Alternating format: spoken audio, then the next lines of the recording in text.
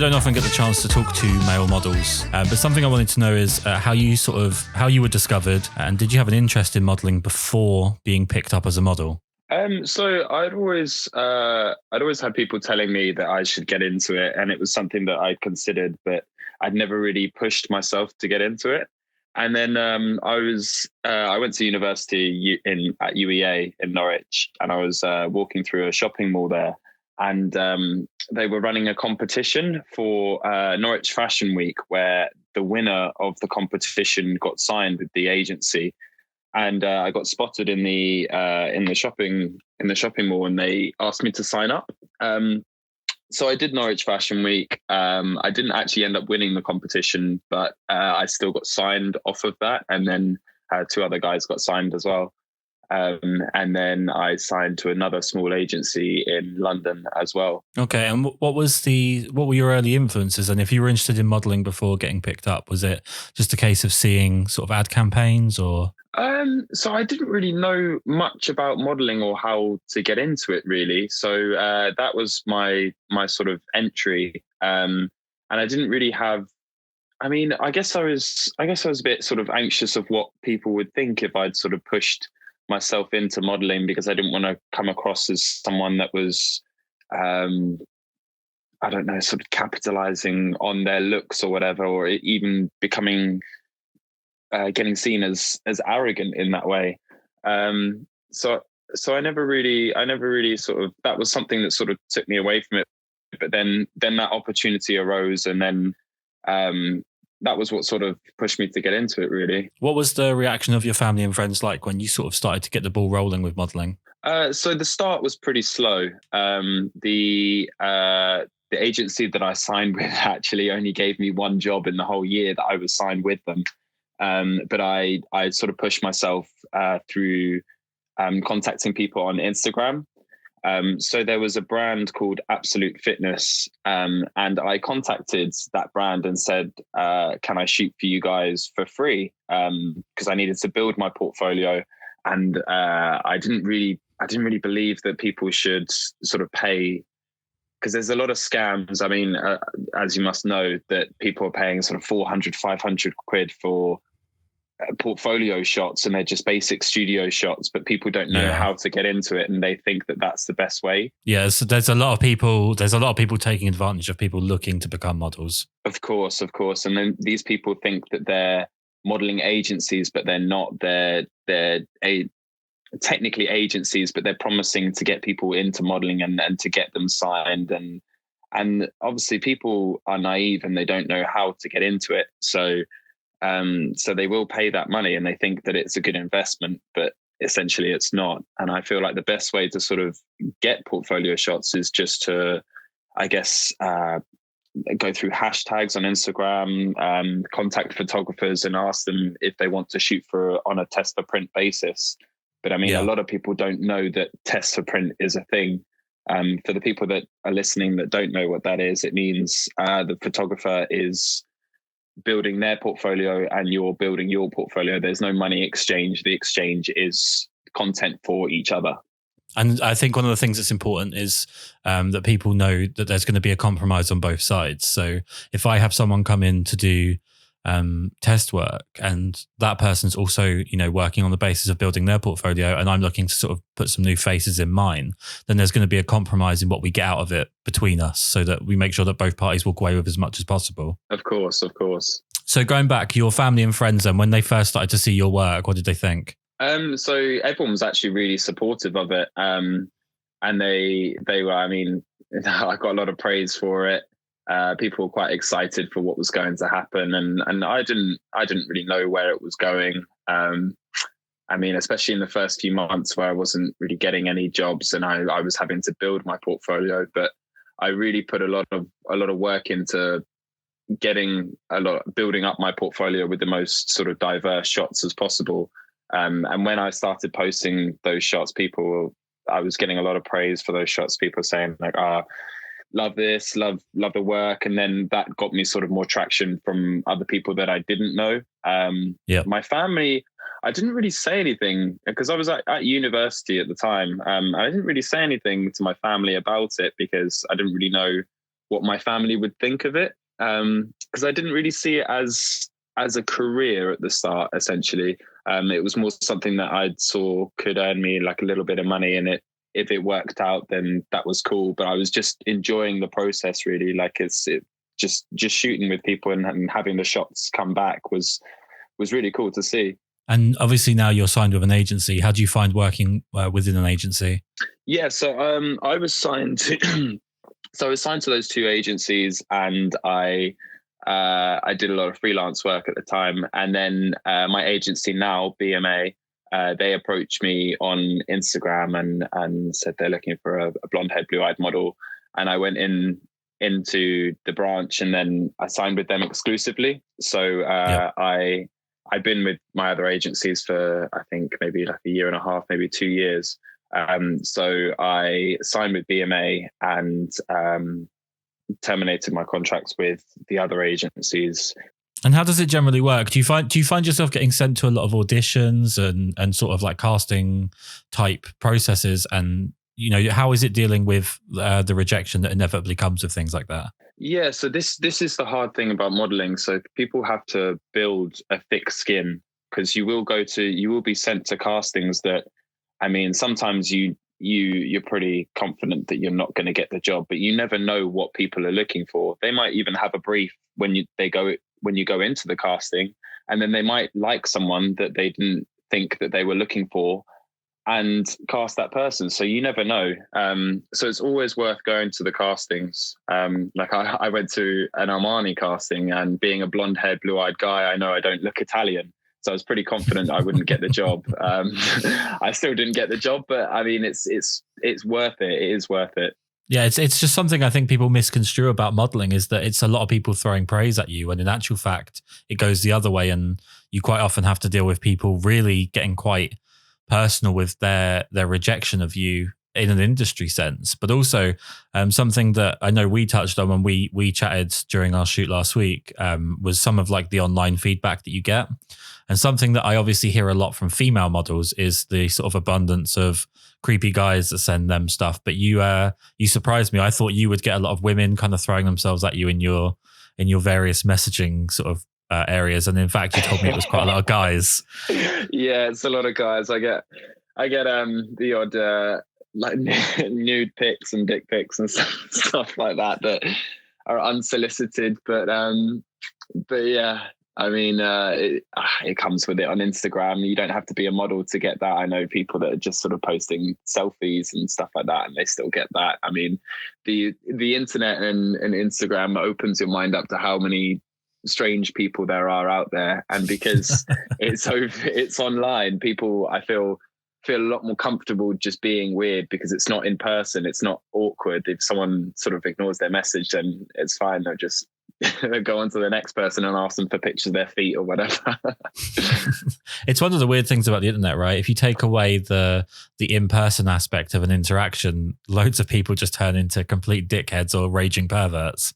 Yeah, well, people can show their true colors as well. So like same with people being like leaving like racist comments and stuff like that, and then getting caught out for that. And as far as modeling goes, what do you have in the way of like dream jobs? Is there any brands that you really want to work for or anything like that? Yeah, so I'd love to work with someone like Adidas or Nike, and do like a big campaign for them. I'd like to do more sort of more e-commerce stuff, because the thing about e-commerce is e-commerce can be a rolling contract, so it can get you very frequent work. And I know some guys that are sort of doing ASOS, and they're getting sort of 4 or 5 jobs a month and are getting consistent work. But modeling is one of those things where you can get a lot of work one month and then you can get nothing the next month. And I feel like it's why a lot of models can get into debt, because some, say, for example, they get a high paying job and they think they're sort of smashing it. And then the next month it might be a dry month. A lot of the time it's nothing to do with them or what they're doing. Sometimes it is just like, say, for example, like January and February tend to be quite dry for modeling in general. Yeah. Yeah. And you can't base your most successful month as the sort of the the meter for the rest of the year. You have to work with the idea that you're going to get nothing and kind of build from there. Of course, yeah. Because it's not like a 9 to 5 where you can say say for example, the 15th of the month you're getting paid, because there's invoices and that's the way it works. So you're not paid the day of the job or the day after or whatever. It varies. Sometimes you can get paid in 2 weeks or a month or whatever. Yeah. So something that kind of struck me when we worked together, obviously for about the last 7 years, I've spent a vast majority of my time around models, male and female. And I think it's probably fair to say that by a fair distance, you're in the best shape of anyone that I've ever worked with or probably ever been around. Do you kind of declare yourself as a fitness model, or do you see yourself as a commercial model?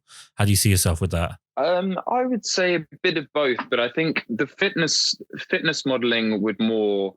I feel like fitness models are more in that sort of niche, because a lot of these fitness models are quite big.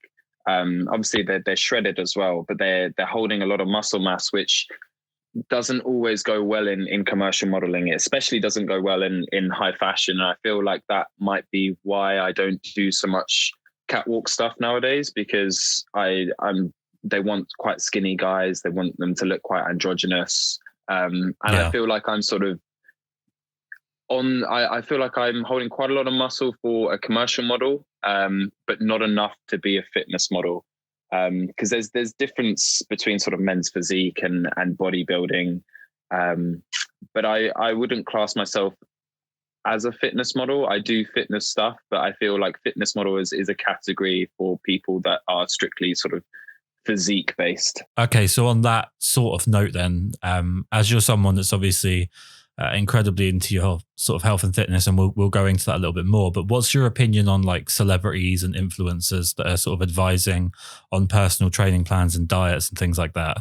So it's very varied, and I feel like for people that aren't so clued up, it's quite hard to sort of filter the bad and the good, because I mean you can get some sort of high level influencers. Say for example, some people that go on Love Island or whatever, they get a lot of followers, and they start selling programs, which might be good programs where they paid like a personal trainer to make them a program, and they capitalize on their followers to sell those programs. But they might not, just because someone's in good shape doesn't mean that they're a good trainer. I mean, 9 times out of 10, you want your personal trainer to be in good shape, as an example. There are people that are sort of older that have been in good shape before and have a good knowledge of how to train people. But I feel like if someone isn't motivated enough or doesn't have the knowledge to get themselves into shape, I don't think you can trust them to get you into shape, if that makes sense. It's kind of like if someone's got a terrible haircut, you don't really want them cutting your hair.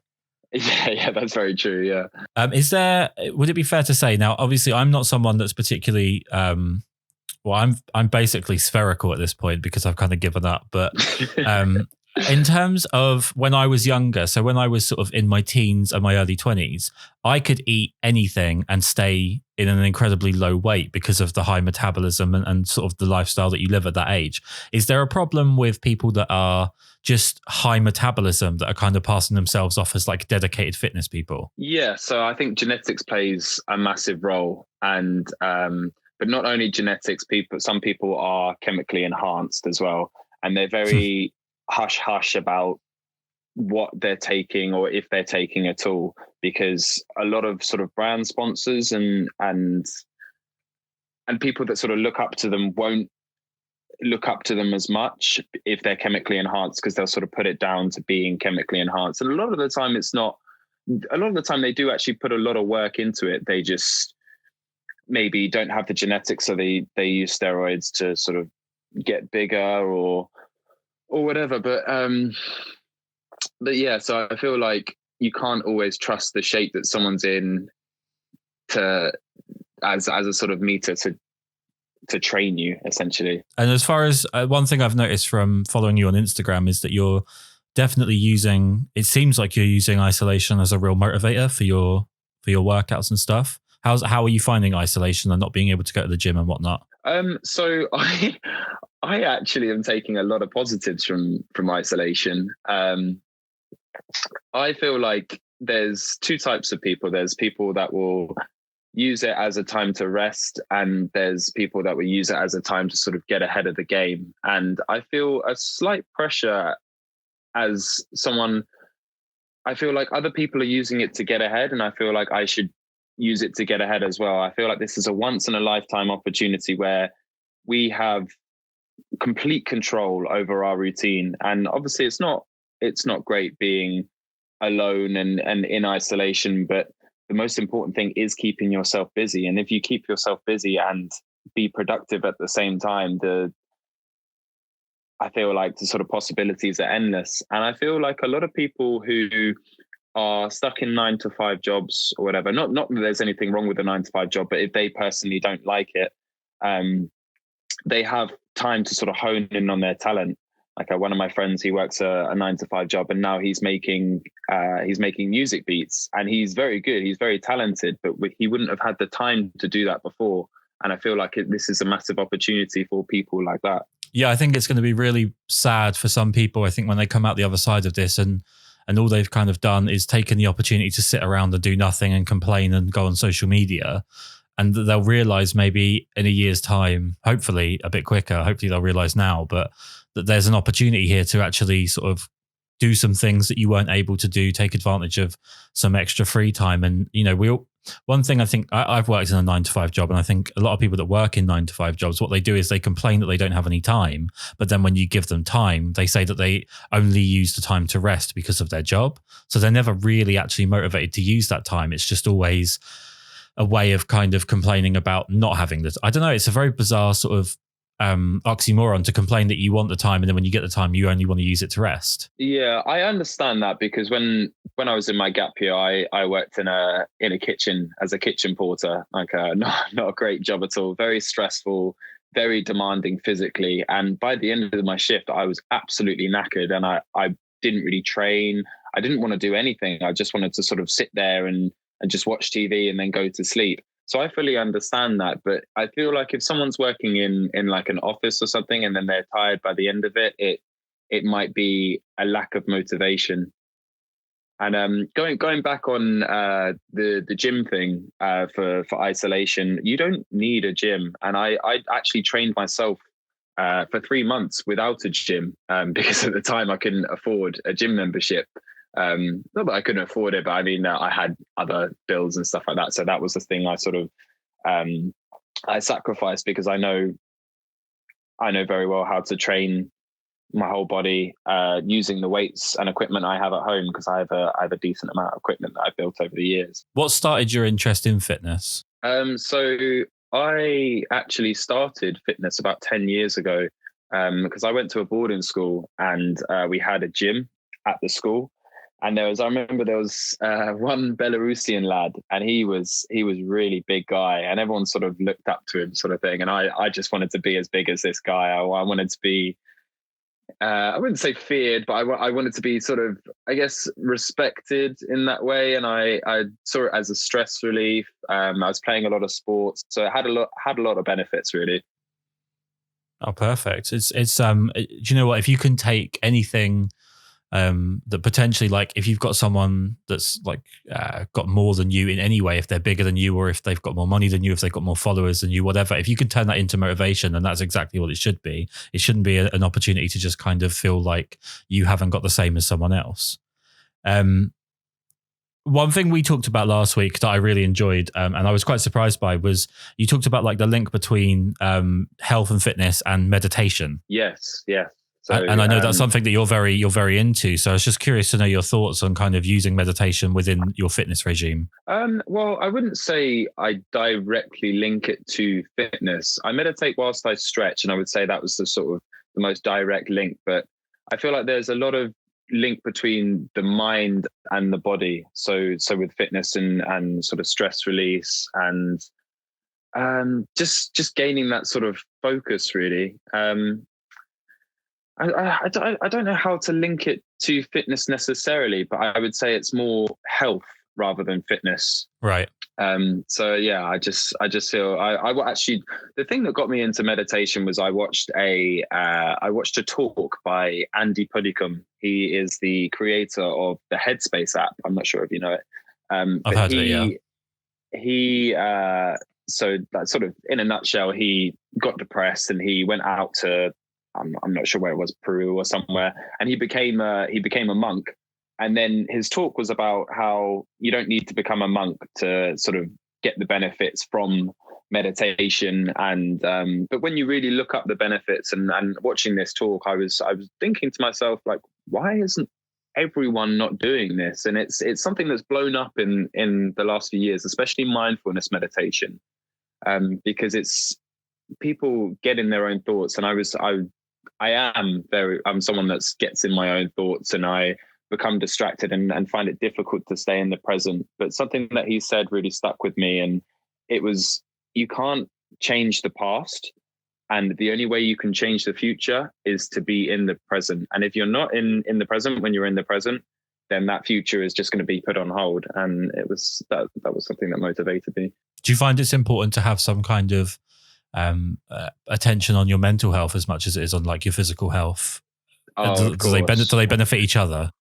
Of course, yeah, because without going into too much detail with hormones and stuff like that, so the stress hormone is cortisol, and if you have high levels of cortisol, it will lower your testosterone, it will impact your ability to sort of train, and your motivation in general, and cortisol has an effect on actually gaining fat. So a lot of people, when they're stressed, they gain fat. But not only that, people stress eat, or they eat less. And that was actually something that I found. I ate less because I normally have a massive appetite, but when I'm stressed, I tend to eat less, and then I start losing weight, and that stresses me out even more. So, I mean, something that's been really impressive I've noticed over the last few days, I mean, please feel free to fill me in properly on the details here, but you started to kind of put together programs that people could be using for like personalized programs for their own fitness from home. So they could be using this isolation to kind of better themselves and get themselves fitter, and make sure that they're not using this time to just kind of comfort eat or whatever. Could you just tell me a bit about these personalized programs? Yeah, so I've coached people sort of on and off for the last year, and it's something that I've just sort of enjoyed doing. Some people have paid me, but I've done it for a lot of my friends, and it's one of those things that if you're good at it, don't do it for free. But I feel like a lot of people who are working out at home don't really have the guidance, and they don't have a structured program. And actually having a structured program is important for people, rather than looking at these videos on Instagram that are just banging out sort of 100 squats a day or whatever. You're not going to make good progress. You're going to come into recovery issues, and it's just not a well-rounded program. And I feel like a lot of people believe that not having a gym and you can't get into good shape. Even people that are sort of seasoned gym goers, they don't really know how to sort of get creative, and probably because they haven't been in that situation before. So it's something that I've had to tackle when I sort of gave up my gym membership, or throughout just training at home. Because I wouldn't say I go to the gym that much, maybe 3 times a week, but I'd say I train 6 times a week, because I do three sessions at home, and I do like a cardio around that, like running, and I spend a lot of time on mobility, because I'm just generally tight in general. So I'll spend about half an hour stretching in the morning, and half an hour stretching at night, and it's actually very therapeutic, because you can hold stress in the mind, but you can hold stress in the body as well, especially through the sort of chest, shoulders, and your neck. And after you stretch, you feel that release. So what information do you take off of someone then to work out a personalized program without having sort of met them? So I will give them initial consultation. I will assess what their goals are, whether they want to lose weight, gain muscle, what their sort of training experience is, what they enjoy in the gym, what their diet's like, because diet is very important. I feel like a lot of people come to me for the diet side of things, because I have a few intermediate clients that are proficient in the gym and they know what to do to sort of gain muscle or retain muscle or whatever, but they don't know how to properly diet down and handle their macros, nutrient timing, calories, and they just need a little bit of guidance for that, because people will see me doing my cuts, and I still drink alcohol. I still have the odd sort of cheat meal, but I work it flexibly into my programs, and I feel like a lot of people see that and see that, oh, you don't need to just eat chicken, rice and broccoli all the time to get in good shape. Like that's not a thing. It's not going to be sustainable, and you're just not going to want to stick to it. So it's about making it good for the person. So I will always ask them, what cheat food can you not live without? Because you have to incorporate that into the program. Otherwise, this person is just going to get stressed, and they're not going to be motivated to stick with it. Something I've always heard is that if you basically cut everything bad out, you're just going to end up relapsing, because you can't just cut everything out and start a completely new program. You have to kind of wean yourself across, and it's about sort of compromise and building yourself into a new way of thinking, rather than just doing like a complete dead start on something new. Of course. And you see people doing their sort of New Year's resolutions, and they aim to stop smoking, go to the gym 5 times a week, start meditation, start stretching, and you can't tackle that stress at once. It's too much change for the sort of the mind and the body to actually handle without getting stressed or losing your motivation. No, exactly. So what I always try and do with these podcasts is make sure that people have got like your information to know where they can find you, obviously, so they can see your images from your modeling, but also if they have any interest in doing the fitness programs or getting in contact with you for that, how do they find you? Okay, so my Instagram is at Karl Vosper, KYLEVOSPER. I'm in the process of making a website, but I actually take on my clients through Instagram DMs or I normally sort of transfer it over to WhatsApp and do the consultations through there, because I like to keep it as personal as possible. I like to get to know my clients, because at the end of the day, it is a relationship between you, and it's quite a personal thing for you to change someone's diet, and it's quite rewarding for me, because fitness and getting into shape can have so many benefits, and I've had some really nice messages where people have said, it's changed my life, changed my relationships, and etc. So it's nice. It's always good to have a positive impact on people. I do have to ask one question really quickly. Vosper, where is that name from? Vosper is actually a German name, and I look very German. But I'm not in the slightest German. My mum was Dutch, but I don't know, because my dad is adopted. But he is Scottish. So I don't know if his parents had sort of German in their roots or something, because I don't know, because I've never known his parents. He's actually 81. Wow. He looks good. He's doing all right for 81. I mean, he's carrying a bit of weight, but he still goes to the gym every day. But no, I don't know where the name came from. Because it's a different name, you stand out quite a bit with it. One other thing I do really want to know is the first thing you want to do the second that this lockdown ends. What are you going to get out and do? I'm going to get a haircut. That's the best answer. Yeah. You know what? I don't know. I feel like everyone's going to sort of go out and just get mortal, and feel like there'll be a lot of events on, but I'm not really planning for anything, because it can be 2 months to even 6 months. So I'm fully settled in isolation and just accepting that and just building a routine. Yeah, no, absolutely. I think it's just so nice to see someone on my social media that's actually doing something positive right now and has a positive disposition and is actively trying to get other people to be more positive. So thank you so much for doing this. I really do appreciate it. And I hope you stay safe and have a great lock-in. No worries, mate. It's my pleasure.